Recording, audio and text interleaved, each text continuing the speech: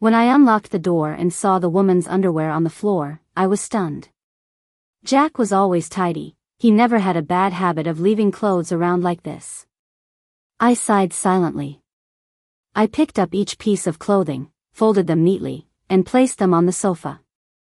Calmly, I made myself a cup of tea and listened to the sounds coming from the bedroom, feeling a bit out of it. I silently counted in my heart. 6 years, we've been married for 6 years and haven't even reached the infamous 7-year itch. That's a shame. On a whim, I made Jack a cup of coffee and left a note. I'm going to Steve's place, don't worry about me. By the time I got to Steve's villa, it was already 3 a.m. I kept calling him, but he didn't pick up. I could have just gotten a hotel room for the night, but for some reason, I felt like talking to Steve. Although there was a chance he could make fun of me. On the 12th call, he finally picked up. What? He's become so short with words over the years. I've got nowhere else to go. I'm at your villa's gate, open the door. He was silent for a few moments, then hung up. I sighed, opened the car door, ready to leave, and the villa's gate beeped a few times and opened automatically. Then I got a message from him, come in. Lock the door.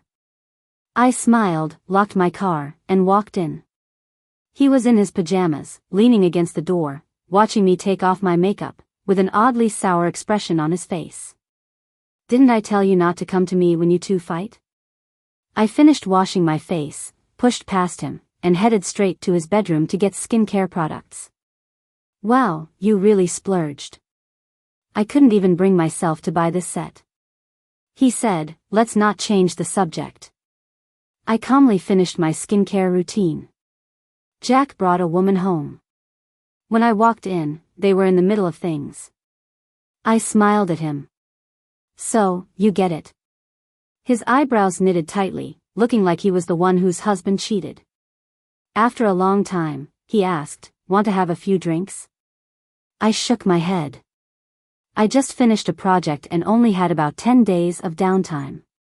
I wanted to prepare well. If my skin was bad when filming started, it might affect the results. He stared at me for a good 3 minutes before heading to the kitchen and poured me a glass of water. Just plain water. I laughed. I'd almost forgotten about those days when we were living in cheap apartments, struggling to get by on water. It feels like a lifetime ago. He sat with me on the couch and dimmed the lights. Back then, you couldn't sleep from hunger and said you wanted pork trotters. The next day, when hunger hit hard, I sold my phone for a pizza. We locked eyes and then fell silent. It's been over a decade, and this is the first time we've spoken about those dark days. After a while, Steve said, Anna, get a divorce. I felt a bit down. I've said it before, as long as Jack doesn't bring it up, I'll never divorce him. 10 years ago, I participated in a TV singing competition. My clear voice and likable appearance caught the attention of Jack's assistant. That eventually got me a meeting with Jack.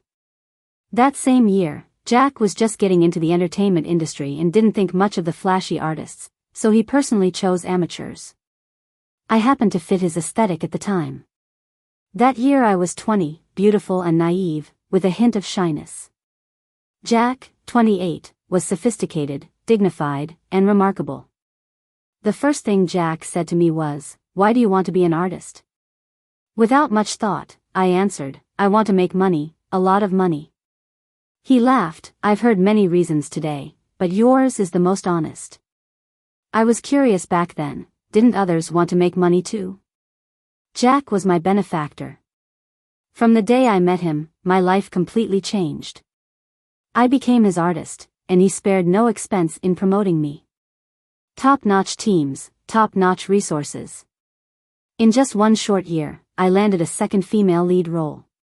By the next year, I was already a bit famous, and he continued to personally pick scripts for me. He said, Anna, you need to cherish your reputation. You will only meet one Jack in your life. He liked to joke around with me. He said he wanted to make me laugh because I looked great when I laughed. He said I reminded him of his sister who had gone to heaven. Yes, we grew close.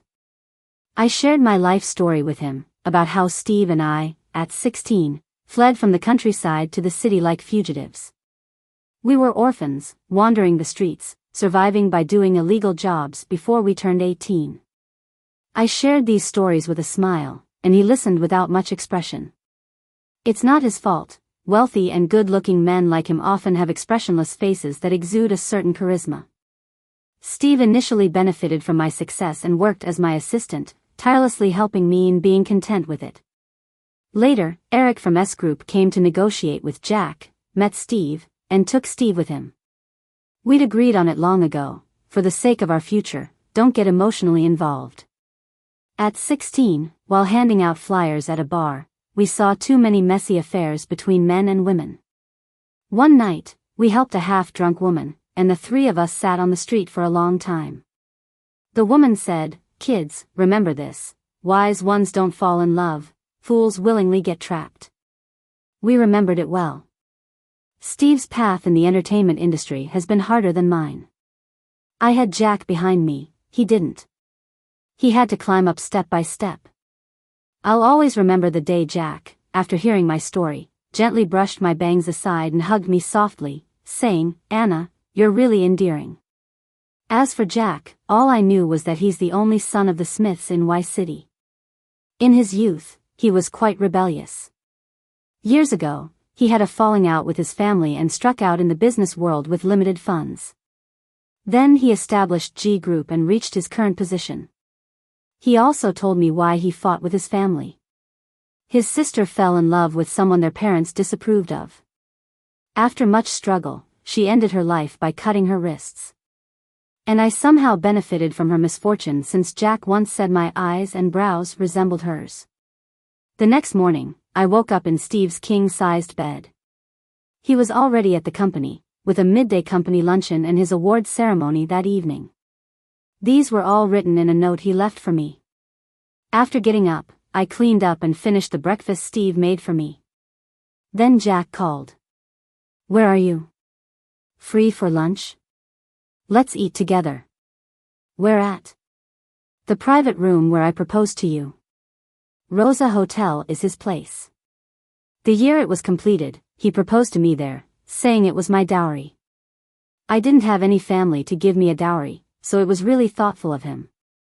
I'm still grateful. I arrived on time, and as usual, the receptionist asked for my autograph. This time it was for her uncle. "He really likes you, Anna. Could you sign for him?" I wrote Anna effortlessly. It hardly resembled my elementary school handwriting. Honestly, I have Jack to thank for that. He encouraged me to study after I got famous. He said that education could be important or not, serve as a cherry on top, or be a saving grace. It's all about your choice. He always said to read more, it'd be useful someday. So I acted and studied and got into college. Once seated, Jack got straight to the point. "Sorry about last night." I really didn't blame him. He frowned. "I should have at least given you a heads up, so things wouldn't be so awkward now." I forced a smile and went to grab some food. Maybe he was prepared for me to ask who that woman was, how long they'd known each other, or if she was prettier than me. I didn't tell him, but since he started cheating 2 years ago, I knew he was no longer excited about me. When Steve had just won Best Actor, he threw a newspaper of Jack with another woman onto my desk. I crumpled it up. "Steve, focus on your career. Don't meddle in things you shouldn't." He cursed at me. "Anna, you have no self-respect."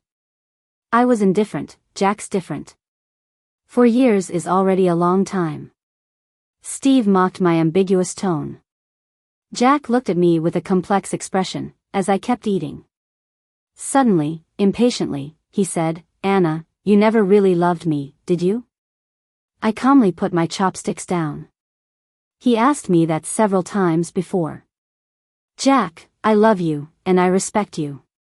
But I'm more grateful than in love with you." He used to say he loved my honesty. He chain-smoked, then finally decided, "Anna, let's get a divorce." I only thought about it for 5 minutes before agreeing. Okay. In those 5 minutes, a lot flashed through my mind. I remembered the cramped dressing room, him gently taking off my clothes. He didn't ask if I loved him, just softly if it was okay. I remembered standing under the spotlight, being interviewed, while he sat proudly in the front row, watching me with a smile. He told the world with pride, "Look, she's my girlfriend whom I nurtured. Isn't she excellent?" I remembered that lavish wedding and the extravagant fireworks that day. I remembered him saying, "Anna, my wish is for you to love me a bit more every day. Just a bit more would be enough. Day by day, month by month, year by year, Anna will always love Jack." Truly, Jack never owed me anything. If anything, I owed him a lot. The house you live in downtown, and the villa near the studios, they're yours. Professionals will handle the stocks and funds for you. As for the agency, I've already spoken with them. He sounded so normal, emotionless. If that's not enough. Jack, it's enough, I interrupted. Actually, I don't need anything. Before marriage, because of family pressures, Jack and I signed a prenup. Whether I divorced him or he divorced me, I wouldn't get a cent. After all, Jack was the sole heir of a huge company. It wouldn't make sense for him to give it to someone like me. Most wouldn't sign such a humiliating agreement, but under Jack's hesitant gaze, I took the pen and carefully signed my name. Anna. I suddenly remembered years ago, when Jack first heard my name, he softly praised, "A name as beautiful as the person." A month later, Steve found out about my divorce from Jack on social media. He casually glanced up at me demolishing a hot pot meal, put down his phone, and threw a few pieces of beef into my bowl. As soon as Selena called, he ignored it. If he wasn't bothered, I was. "Steve, change your ringtone. If it keeps playing, I'm going to hate my favorite singer's song." I suggested, "If you really don't like it, just block her." "No can do. Her dad's financing her to play the lead, and we have business interactions. Deleting and re-adding her would be embarrassing." I quickly replied, "Then don't delete her. Earning money is important." On the coldest day of the year, it happened to be my birthday. My agent called with good news. I landed the lead role in hoping for a dreamy day. I was overjoyed. The competition for the role was tough, with plenty of more promising actresses, especially young, beautiful newcomers. My agent said the casting team specifically wanted me. The reason was obvious. Steve smeared cake on my face. "Anna, happy birthday." I quietly hung up with the agent, grabbing Steve, rubbing my face on his expensive suit. It was strange. Back on the streets, nearly begging, Steve would eat leftovers from trash cans. Now, as a top actor, he suddenly became a neat freak. He yelled in distress, "Anna."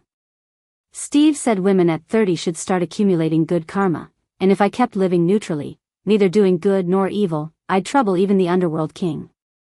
Either do good or be terribly wicked.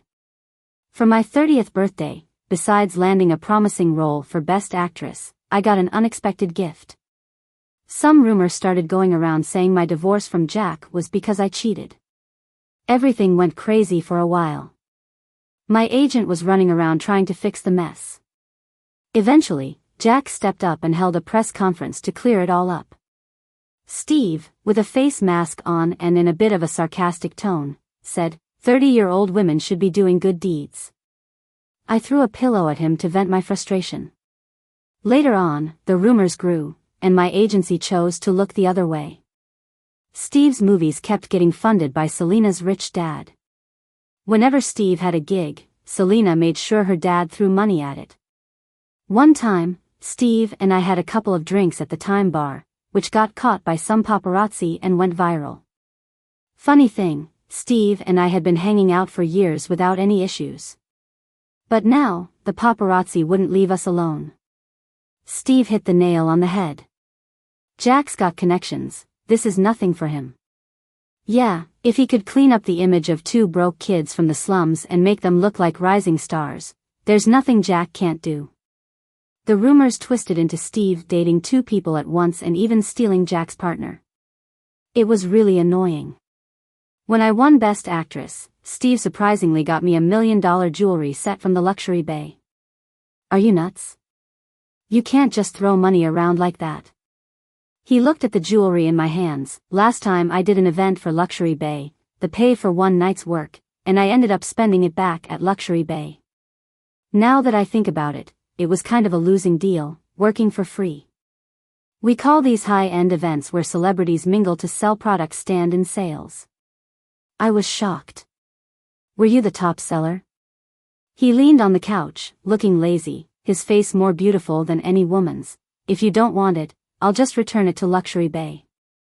Despite what he said, he still got up, took the necklace, walked behind me, and put it on me. The floor-to-ceiling window reflected our image, and I saw Steve with a brilliant smile. All right, go check the mirror. You look like a wealthy lady now. Selena called to grill him. Did you give Anna that limited edition necklace? He said nothing. Selena started whining. What makes Anna better than me, that old woman?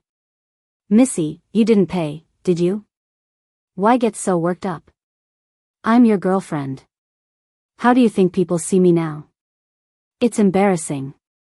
Steve sighed. I'm reminding you again. Stop having fans ship us as a couple. You do it so much that you believe it. Is there any point? Steve, you're a jerk. She yelled. He loudly replied, yeah, Steve's a jerk. The necklace really was stunning, breathtakingly so. Things that beautiful always make you afraid of losing them. Carefully, I took it off and put it back in the fancy box. Take it back. I can't accept this. An old woman like me can't use something so nice. Besides that, give me another reason. I have no grounds to accept it. He thought for a moment. Eric said the rumors are affecting my public image. Said he needs to handle it. I looked at him, signaling him to keep talking. He asked me if I wasn't truly into you. If not, they'd start a thorough PR cleanup. What kind of cleanup? I asked. Says we're as close as siblings now, might even do a collab with Selena's team. Fake it for a bit to clear our names. Steve was referring to how he was rumored to have stolen Jack's partner, and I was supposedly having an affair, causing Jack to dump me. Eric gave me 3 days.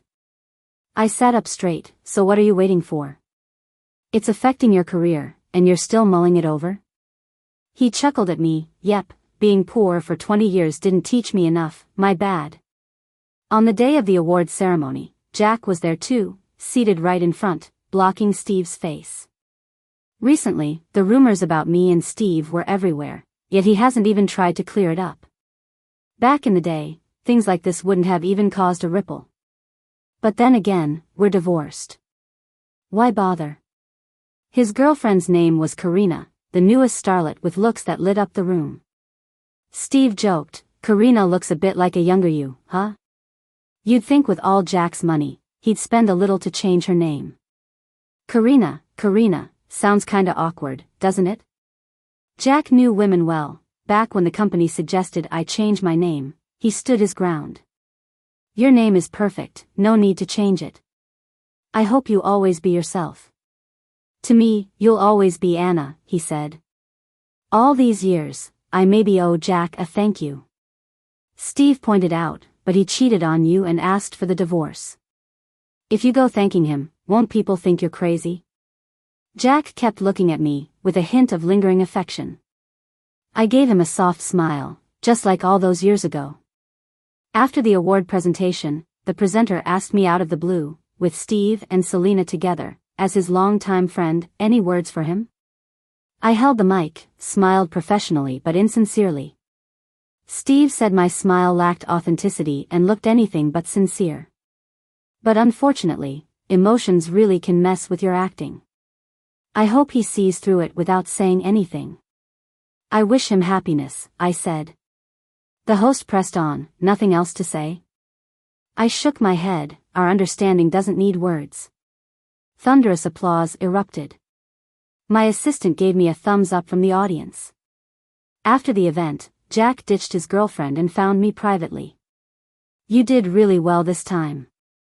I care about my reputation, so even if we're not together, I don't want you with Steve. He could have easily resolved this. He just wanted to see what Steve and I would do. I joked, then Jack shouldn't have divorced me, now nobody dares to want me.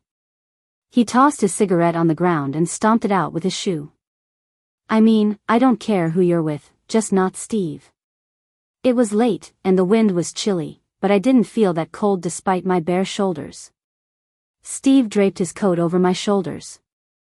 Let me take you home. His coat smelled like him, a mix of some mysterious cologne and his own scent. It felt comforting. Inside my apartment.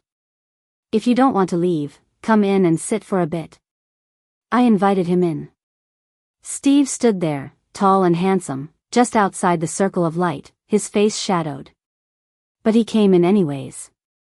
He hadn't been to my place in years, and he seemed a bit hesitant. The last time, after Jack's divorce, I didn't take anything from the settlement. I'd already bought this place myself back then. Steve had complained about it a few times. You were with him for 6 years. That stuff was like pulling a single hair from a bull's back for him, no big deal. But you just let it go. The decor is a bit outdated, he said, looking around before sitting on the sofa. As long as it keeps out the wind and rain, I'm good. No need for fancy aesthetics. Remember, back in the day, sleeping under a bridge didn't even sound too bad. He chuckled. True, it's important to be content.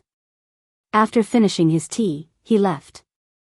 I sensed he had something to say.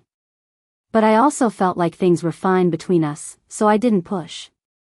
Plus, over the years, he's been distant and reserved, like some untouchable flower on a hill.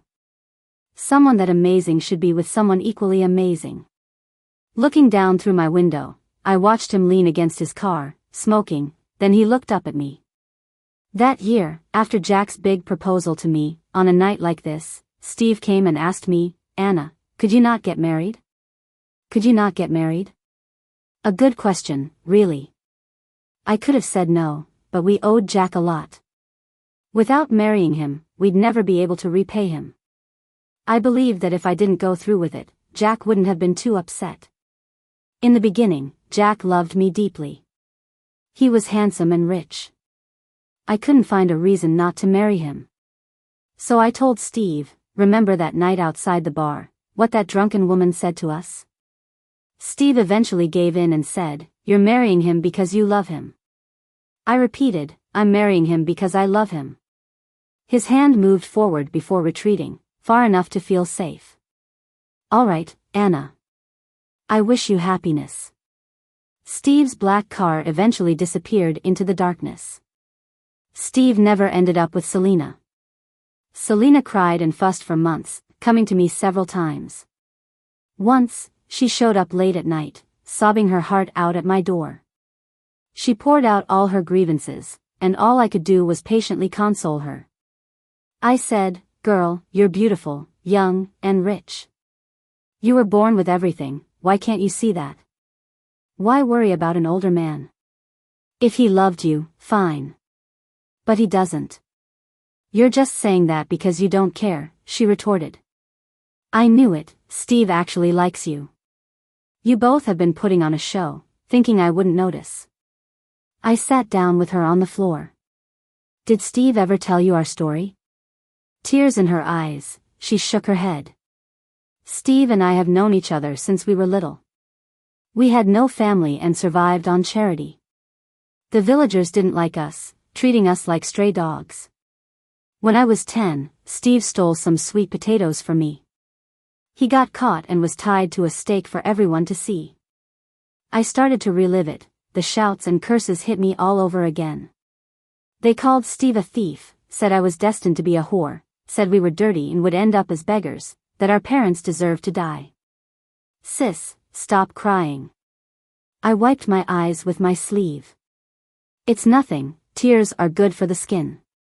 When I was 16, a thug broke into my room at night and started tearing my clothes. Steve came in, shoved him away, and saved me. I paused for a long moment. Selena asked, and then?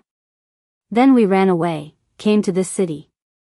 We slept on the streets, beneath bridges, scavenged, dumpster dived for food, worked in factories illegally, handed out flyers at bars, cleaned their toilets.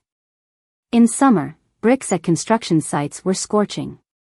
In winter, the brick kiln job still left us dripping in sweat. Steve survived day after day like that.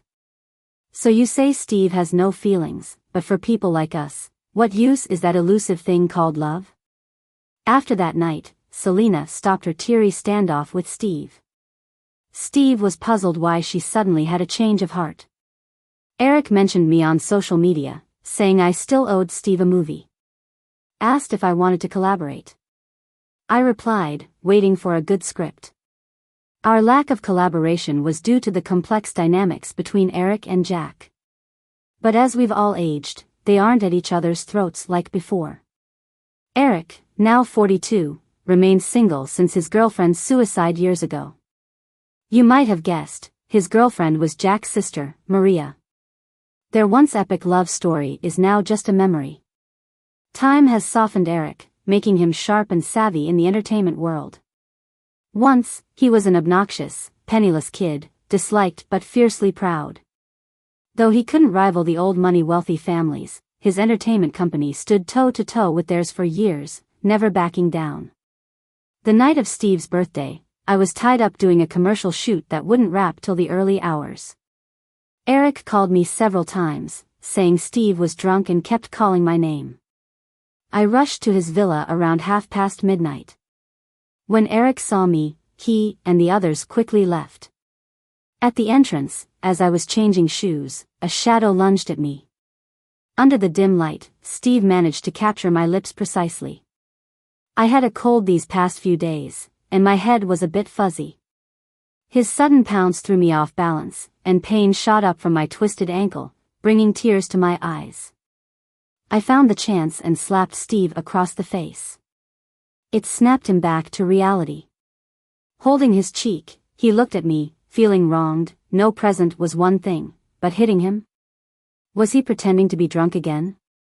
Please, after all these years, I've seen all kinds of characters. Did he think I'm still that pushover girl from back then? Steve didn't like it when I talked that way. He said I sounded like a mob boss, putting on airs.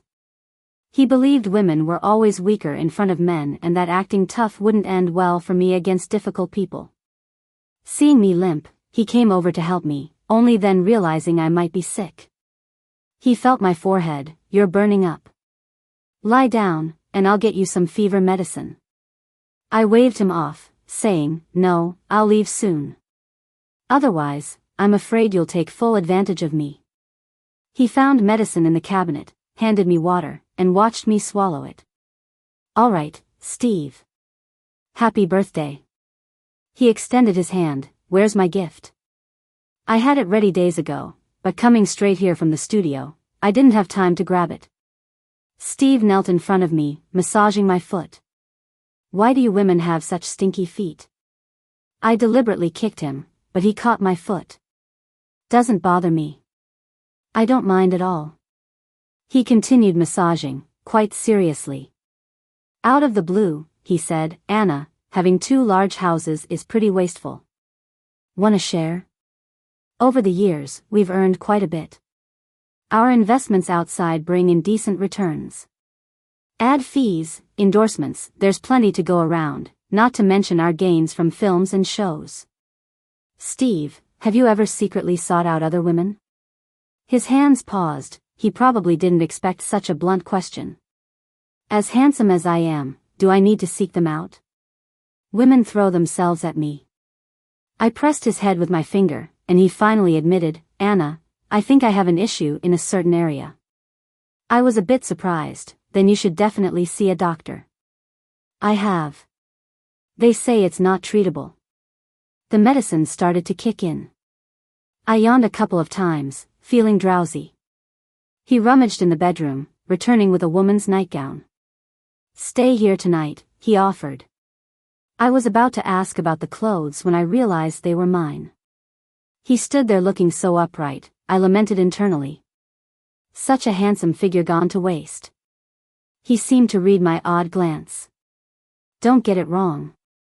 I just can't be into anyone else anymore. I pretended not to understand, took a quick shower, and headed for the guest room. In the middle of the night, a rustling sound woke me. Steve pulled me into his arms. Don't move. I had a nightmare. Let me hold you. Having just broken a fever, I was too weak even to push him away. What kind of nightmare? I mumbled. I dreamt we didn't escape that night, and you were taken back by that thug. I said jokingly, that's scary. Couldn't you dream something else? He started kissing me, lightly, from my neck to my earlobe. I warned him, if you try anything funny, this time next year you'll be sorry. He seemed content with his minor victory and didn't press further. We slept peacefully through the night, but my ankle was still red and swollen. Over breakfast, I asked, Steve, do you often have nightmares? Occasionally, he replied. Last night you had a fever again. I gave you more meds. Thanks, I said. You know, staying up all night isn't good as we get older. You could have been in real trouble last night without someone to look after you, he pointed out. Life's hard. I'd go with the flow. Don't worry about me. He rolled his eyes and asked, so, do you move in or should I? I set my chopsticks down and said seriously, Steve, don't you remember our deal? Wise ones avoid love, fools dive in. He replied, avoid love? I'd rather be a fool for you. As corny as it was, his eyes were red after he spoke. We looked at each other quite earnestly. Steve, we're not right for each other. Why? He asked. I've been married. You haven't. Since you got married, I've been waiting for your divorce. Anna, I'd give up everything for you. His voice was full of compromise. What would giving up everything look like? Like before you were 20? Jack once told me I could be with anyone but you. Does that make sense? I could give all my money away, quit the industry, go back to being a beggar if I had to. I got angry, slamming my palm on the table. You're nuts. Do you really think you're qualified to be a beggar? Are you really Steve? Who are you? His eyes sparkled, his handsome face slightly dazed. No, I'm Steve. You're not. I am. I insisted, you aren't.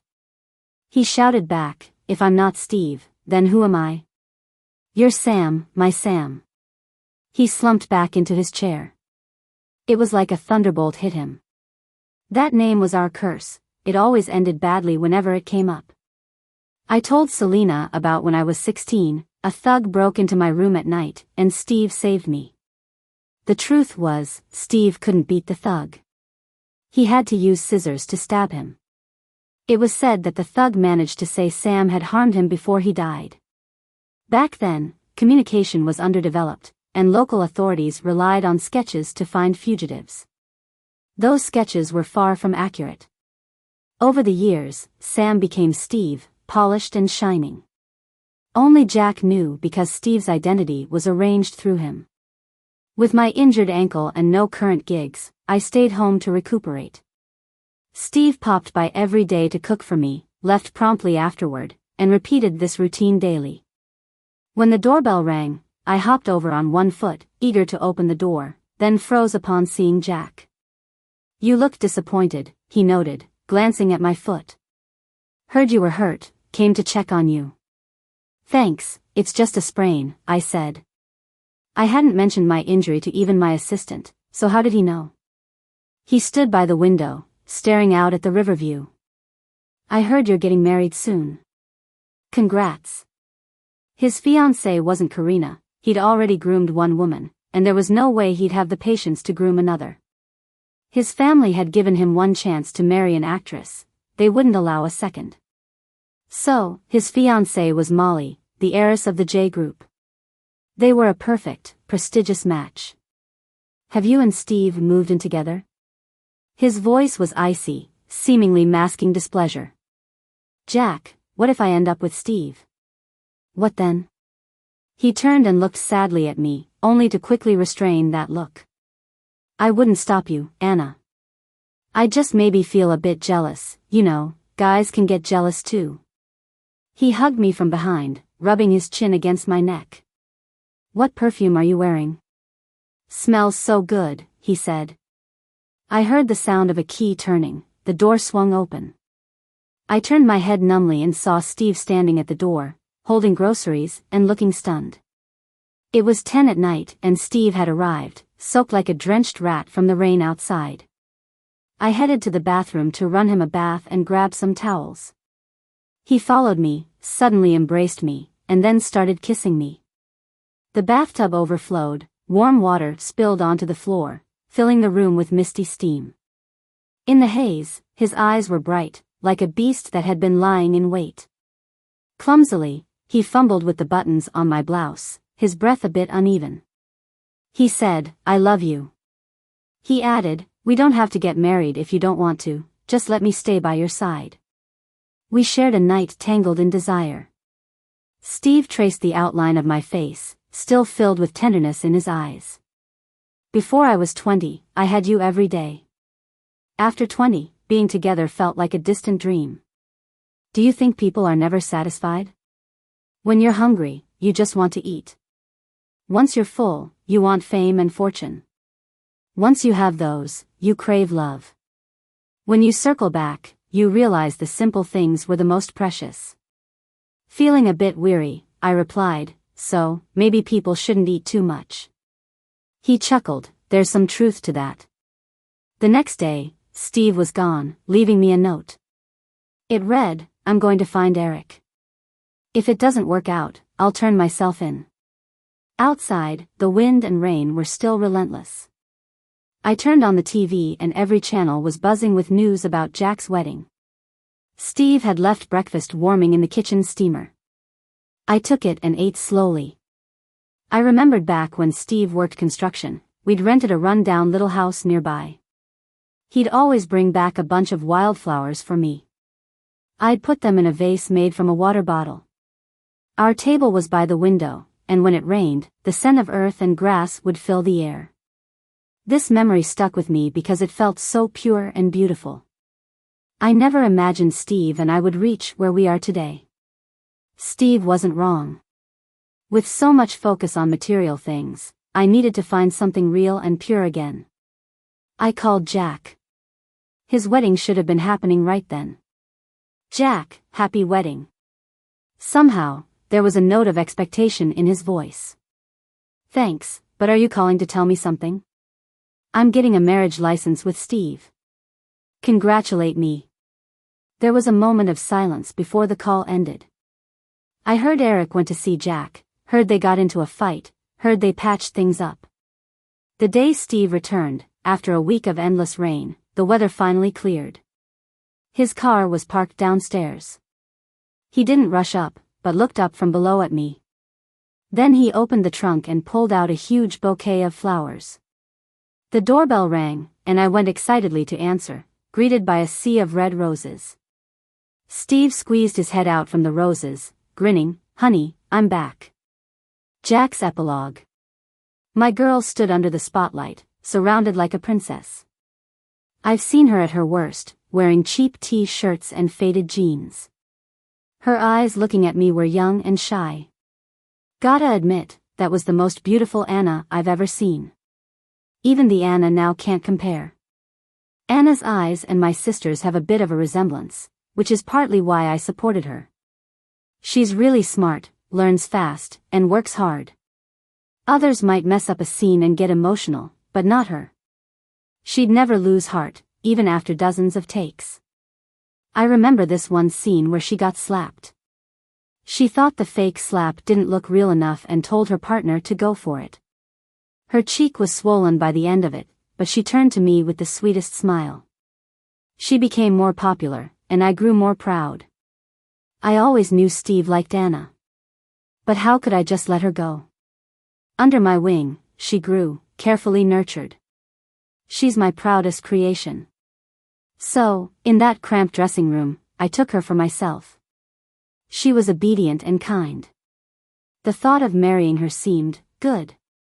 On our wedding day, I couldn't miss how Steve looked so dejected. He left halfway through the ceremony. It took me 4 years to realize the girl I loved didn't love me back. So, who does she love? Besides Steve, who else could it be? That really hit my pride. After everything I gave, I ended up with just an empty shell. I admit, I messed around outside, sometimes even let the paparazzi get a shot just for kicks. Anna never got jealous though. She was way too tolerant, it was unsettling. Behind her back, I went a little nuts, became dark, overthought things, even broke down once. But in the end, I gave in. She agreed to the divorce in mere minutes. She even refused all the compensation I offered. At that moment, I regretted it. It felt awful, like watching a rare flower I'd nurtured get whisked away. Then rumors of Anna and Steve spread like wildfire. That was on me. I even thought about ruining them.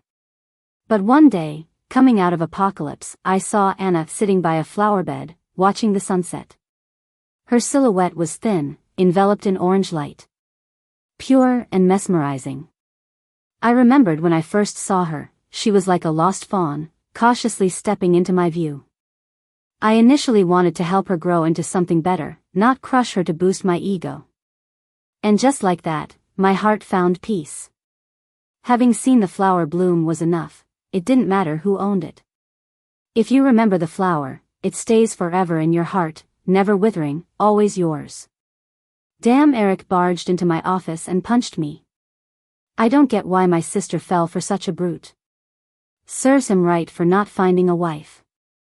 After the fight, Eric quietly helped fix up the office. I told him, I might have played tricks when I married her, but in my life, I wronged Anna just once.